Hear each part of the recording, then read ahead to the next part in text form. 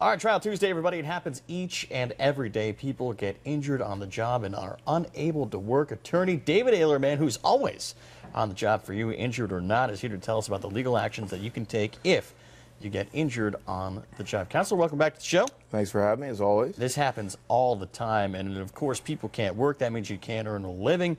So there are some legal actions that you can take. Yeah, you know, the most important thing is when you believe you've been injured on the job is you need to seek medical assistance as quickly as possible. The problem I often see at my office and you hear stories about is when someone feels that they may or may have not been injured at the job and then they let it linger. And what happens then is ultimately if they don't go till a later point to the doctor sometime after they've left work, it may be difficult to really be able to get the benefits of workers' compensation. Let's say somebody out there suffers from that chronic back pain that's associated with the job, but they let it go on and on and on. How exactly do you get proof of that so that you can show that your employee that you might need a little assistance? And that's the issue at hand most often is the fact that something will be a lingering pain and they ultimately won't go see the doctor or ask for help until the point that they can't take it. Right. Well, then it could be from some sort of athletic activity they're involved in. They could have fallen in their kitchen. There's so many other things that can be pointed to, you know, by the commission and then ultimately be denied. Well, let's say another hypothetical example that a contractor is working on a roof, falls down, breaks his arm. What steps does he have to take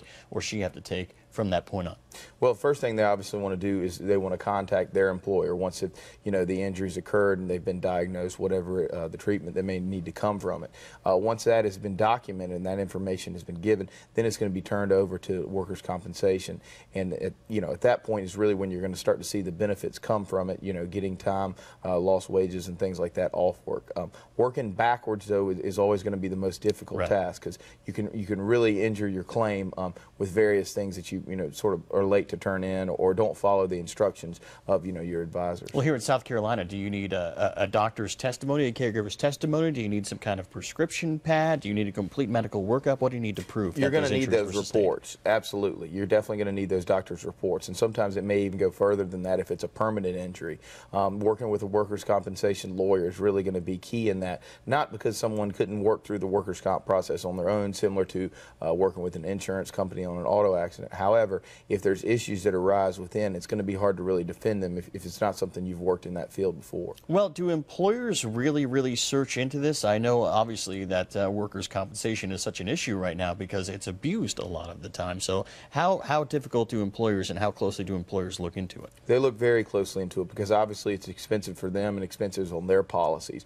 And so a lot of times you're going to see a lot of pushback from employers, not really because they're ultimately against the individual, but really just trying to protect the company. So that's why you really have to kind of be ready for a fight on your end if you're going to go forward with a claim. So definitely use an attorney. It's something that somebody should not walk through themselves? You know, I wouldn't suggest it simply because if you do in fact hit a problem along the way or something comes up later after you've already settled the claim, it's going to be hard to work backwards. All right, fantastic. Attorney David Aylor, always working for you, of course. If you have any kind of personal injury claim, this guy can help you out. Attorney, thank you so much. Thanks for having me. Appreciate it, sir. Stay with us. Much more Low Country Live coming up right after this.